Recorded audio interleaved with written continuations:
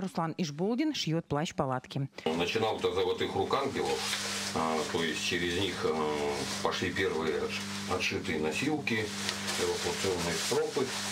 Ну а тут уже, как говорится, расширяемся. Рук только не хватает желающих. Руслан в Покрове на вес золота. Благодаря ему поставлена вся работа. Он начал первым отшив эвакуационных носилок, строп, пятиточечников. А с недавнего времени, по заявкам наших бойцов, здесь шьют и одеяла от тепловизоров.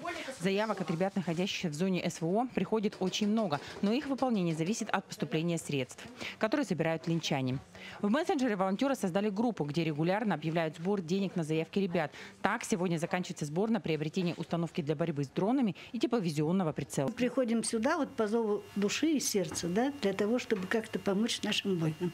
И самое приятное, что мы получаем, когда ребята, идет обратная связь, и ребята нам говорят спасибо.